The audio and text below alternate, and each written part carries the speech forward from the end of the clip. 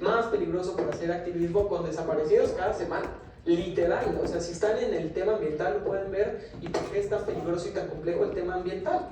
No, vemos por ejemplo el caso de Homero, uno de los más famosos, ya está Netflix capitalizándolo, que se difunda y que se... Pero, ¿qué sigue de ahí Netflix? ¿Estás donando un presupuesto de eso para la lucha ambiental, para los Clubes de Acuerdos? ¿Qué se está haciendo? Yo creo que eso puede ser otro tema. Y la declaratoria de emergencia climática, que justo hemos impulsado de manera local en el Congreso con la diputada Tania Larios, que es de este partido. Esto igualmente Silvia Sánchez Barrios, si no me equivoco, diputada igualmente local de este partido, para adoptar estos temas. ¿Qué buscamos? Y con esto cierro. ¿Qué buscamos con la declaratoria de emergencia climática? De entrada, reconocer que estamos ante una emergencia climática. De la manera que se reconoció una emergencia de género, esto consúltenlo igual con sus amigos de aquí, abogados, conéctense, hagan conexiones. ¿Por qué una declaratoria? ¿Por qué una emergencia? Porque a partir de la declaratoria de emergencia se puede detonar un presupuesto específico y extraordinario para atender cada uno de estos temas. No podemos esperar a que haya nuevas negociaciones, un nuevo presupuesto y que no se contemple. Por ejemplo, mi comisión no tiene presupuesto. La Comisión de Agenda 2030 hoy, que por cierto presidió una senadora del PRI, nunca luchó por el presupuesto. Pues ahí, a darle RT, ¿no? Y no se hizo absolutamente nada. Consulten los documentos, la estrategia legislativa que se impulsó desde el Senado de la República con la GIS y otras organizaciones, hay que reformar las leyes. Sí, mi vida, pero ¿cuál? ¿Cómo? Etcétera. ¿Cuáles son los impactos? ¿Cuál nos urge? Que estos análisis, reitero, se hacen a partir de modelos complejos científicos y ahí pueden participar. Por eso les digo, participen en unos institutos de investigación, sean becarios, sean asistentes de investigación, lo que sea. ¿Y qué sigue después de la Agenda 2030?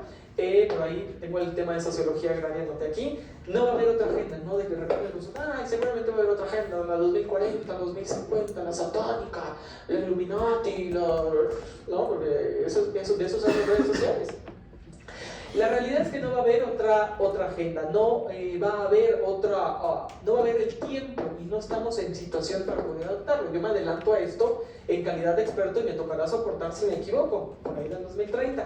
Pero yo en este momento puedo decir que no va a haber otra agenda, por el contrario, va a haber y va a ser un tiempo de toma de medidas desesperadas en el caso que no se adopten en estos 7 años que nos quedan las medidas que nos proponen y que tienen ustedes enfrente.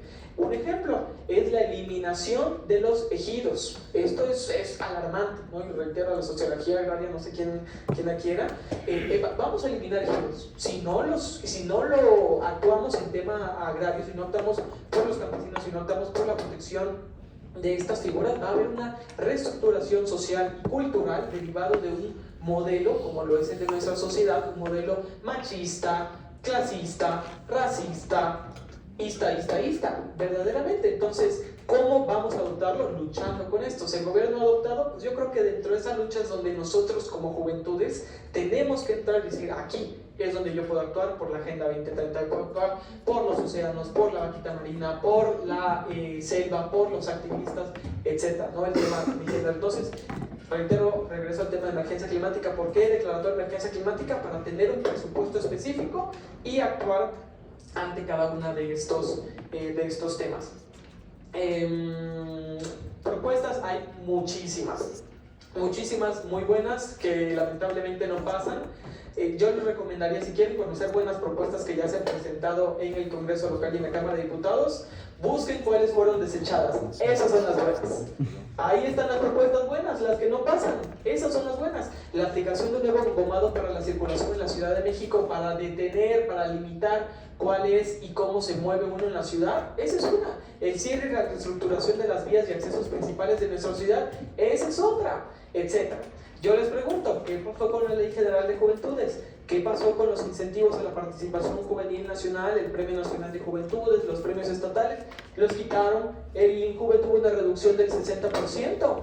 ¿Quién de aquí luchó por el INJUVE, por los premios, por la participación? Ahorita el INJUVE pertenece a la Secretaría del Trabajo, con la cual, por cierto, el día de ayer me reuní con la Secretaria de Trabajo, con Luisa María Alcalde, que, válgame Dios, me recibió después de 1, 2, 3, 4, 5 documentos que iban desde Adán Augusto.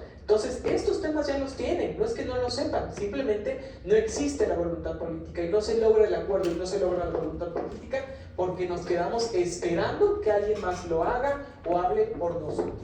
Yo con eso cierro, igual creo que son mis 20 minutos, con los 20 minutos. Uno de los esfuerzos que sí se ha hecho, al menos desde el Congreso de la Ciudad de México, es la Ley de Economía Circular, que todavía no entra en vigencia, pero que es un esfuerzo que los invito a consultar, que contempla las 9 Rs, que esto es fundamental. La Agenda 2030 es una agenda que contempla dentro de sí ya un modelo de circularidad, de reestructuración, de repensar todo el modelo de consumo y producción, toda la cadena de suministro, en su caso de una empresa, o cómo nos relacionamos nosotros como personas con el medio ambiente. Y por ahí decían, mí me gustaría saber el impacto del ser humano, y obviamente yo me quedé, ¿qué? Dije, bueno, ahí les va. Pueden consultar, verdaderamente está bellísimamente documentado el impacto que el ser humano ha tenido en el ambiente, es en el AR6 del IPCC, que este es el reporte más reciente que salió. Ahora, si no quieren leer las 1800 hojas, está el de 200, el de Policy Makers y demás, donde pueden ver que el cambio climático ya no lo podemos detener, la emergencia climática no la podemos detener. Podemos mitigar los efectos que va a... me salté la parte más importante, un minuto, perdón. Con esto ahora sí, bueno, dice que el que mucho se despide no se quiere ir. Los ingresos nacionales, por ejemplo, una de las reformas que pasó por aquí, la reforma minera, que fue muy sonada, vemos la lucha del capital. El capital siempre va a luchar y va a mutar para existir, pero justo el concepto de sustentabilidad, reitero el reporte Bortland para que logren entender, el concepto de sustentabilidad busca esa salida para el modelo extractivista, para el modelo capitalista, y evita esa mutación, ¿no? ¿Por qué? Porque luchaban porque podamos seguir teniendo, uy, pobrecitos los mineros, los mineros ricos, ¿no? Los que se quedan abajo sepultados, esos nadie ve por ellos, ¿no? Y la realidad es que, por ejemplo, la industria minera en nuestro país representa solo el 1% del PIB nacional, que es nada, en contraste con lo que representa ya los efectos del cambio climático en nuestro país. Representa el 13%. Yo creo que esto lo aprendimos en primaria, 3 es mayor que 1. Entonces, nos conviene más luchar y mitigar los efectos del cambio climático que mantener una industria que, por cierto, con subsidios y con muchísimas facilidades, llega y extrae y destruye comunidades originarias, que muchas son ejidos, ¿no? Y ahí está la historia. Entonces, ¿estos efectos cuáles son? ¿Los tenemos mapeados? Sí. El aumento de la temperatura, lo mencionaron, ese es uno de los primeros efectos del cambio climático. Los plásticos y microplásticos, lateral, pero que se contempla en crisis climática. La contaminación de los subsuelos y del suelo, ese es un tema específico. La acidificación de los océanos, que esto es la pérdida de la biodiversidad y la muerte de los corales. La lluvia ácida y las nuevamente altas concentraciones de ozono, todos estos son efectos del cambio. ¿Dónde está el cambio climático?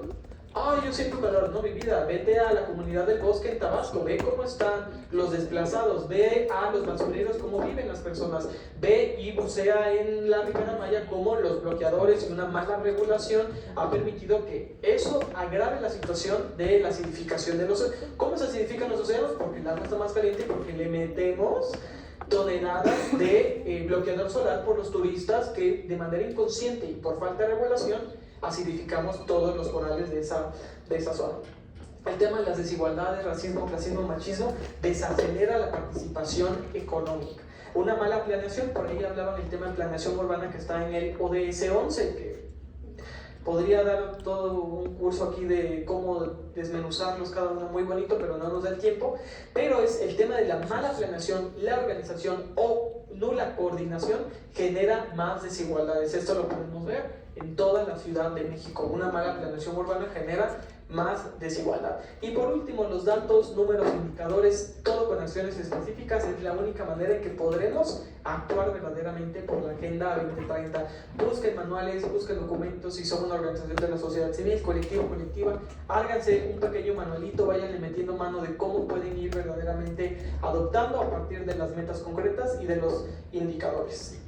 Y Y TikTok, también dicen por ahí meterle a TikTok. Y apliquen. Ah, sí, ya, 20 minutos, gracias.